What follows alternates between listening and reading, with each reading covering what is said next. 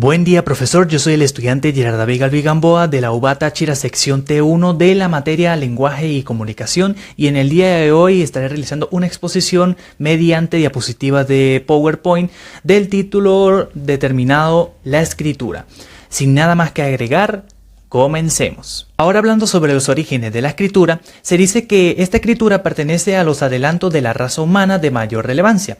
El invento de esta escritura está relacionada totalmente, por un lado, con el negocio y con el otro lado con la organización de la sociedad, o sea, con el origen de la cultura o civilización.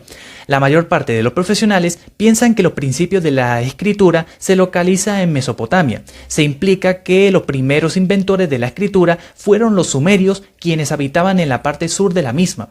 El primer código de esta escritura apareció ahí en el año 3100 a.C. y poco después dicha escritura vuelve a ser inventada a casi 1600 kilómetros de distancia en Egipto. Parece ser que los propios egipcios graban sus dibujos y signos en los monumentos en vasijas o en papiros, que es un papel hecho con fibras de una planta que crece en las orillas del Nilo.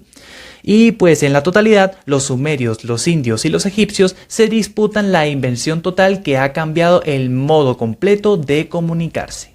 Ahora, hablando un poquito sobre cómo ocurre el proceso de adquisición de la escritura en el individuo, se dice que este tipo de proceso, al igual que la lectura, la escritura no es inherente al cerebro humano, sino que debe ser automatizado completamente, por lo que requiere participación total de la educación y tiempo para fijarla.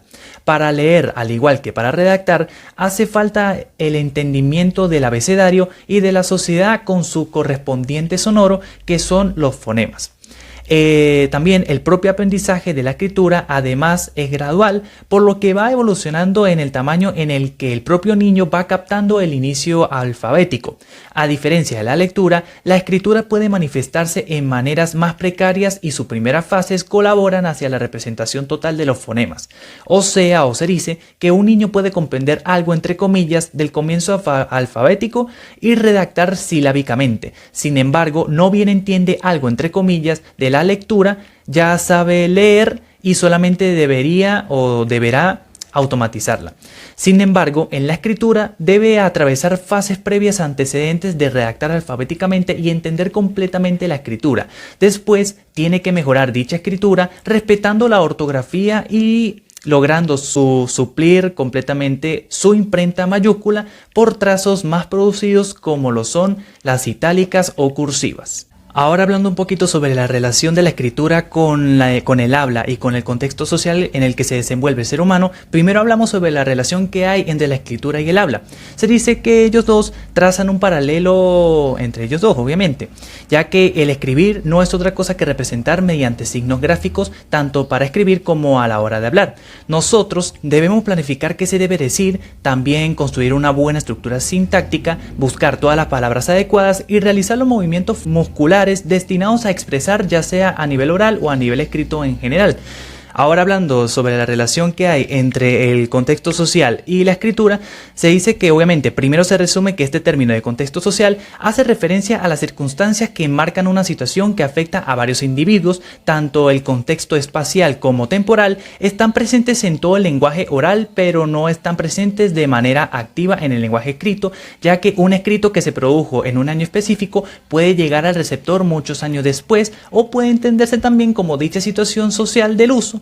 Todos los eventos comunicativos en los cuales se lee, se escribe y se habla alrededor o acerca de materiales escritos. Ahora, hablando sobre la codificación actual de la escritura, se puede dividir en tres aspectos. El primero, que es el uso de iconos, se dicen que al ser poderosas herramientas para la comunicación visual, tienen la posibilidad de ser aplicados en diversos aguantes o sistemas, como por ejemplo en los museos o en los aeropuertos, y otras aplicaciones corporativas. Además, en medios de comunicación como lo son el diseño industrial, los electrodomésticos, y también en diseño de interfaces de cliente y en dispositivos móviles y la utilización de internet.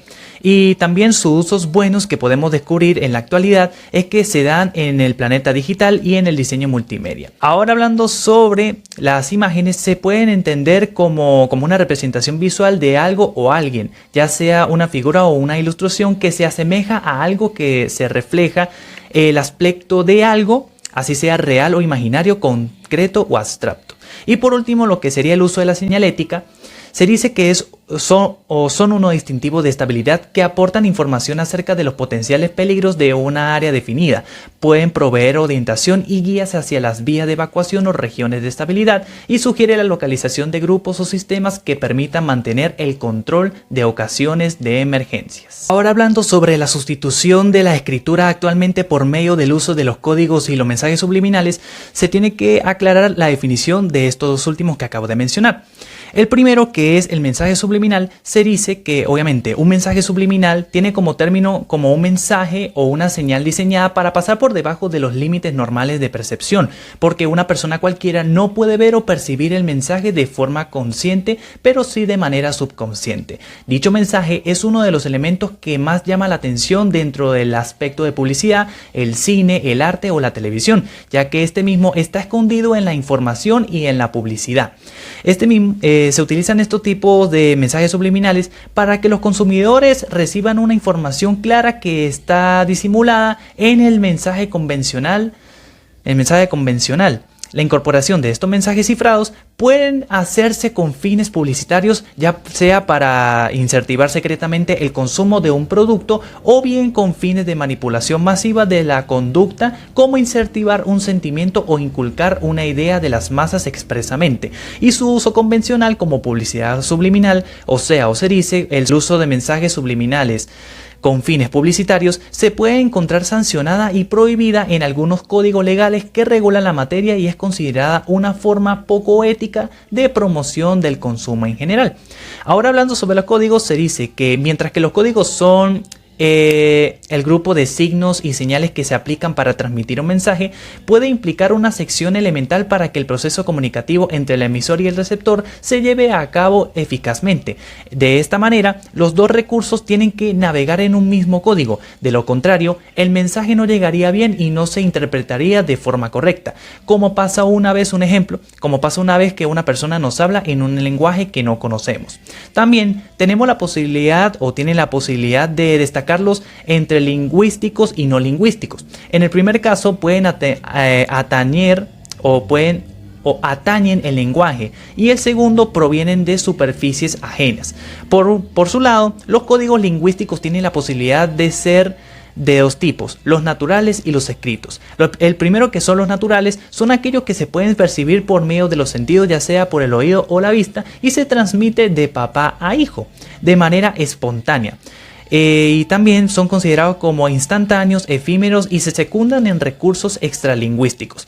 Y los segundos, que son los escritos, son aquellos que se pueden percibir precisamente por la lectura, por lo que necesitan de un aprendizaje y una educación formal o tranquila. También son considerados permanentes, tangibles y conforman un sistema cerrado en sí mismo. Y por último, refiriéndonos a la importancia de la escritura en nuestros días, podemos dar como una breve conclusión sobre este tema, que la escritura es un término elemental y muy superficial que sugiere no solo un pilar o una rama de la enseñanza, sino que además puede otorgar a cualquiera capacidades especiales que nos posibilita plasmar y extender todo lo referente al entendimiento. Asimismo, pueden ser habilidades que todo individuo o sujeto puede obtener en un proceso que va más allá de la comprensión de los símbolos y sus combinaciones. Y además, no hay nada mejor que la escritura, puesto que nos sirve como un coadyuvante fundamental para saber escribir, ya sea un relato, una historia o una noticia en general. Y efectuar esto puede generarnos bastante confianza y es bastante servible para nuestro desarrollo esencial. Esto ha sido toda la exposición. Muchísimas gracias por su atención.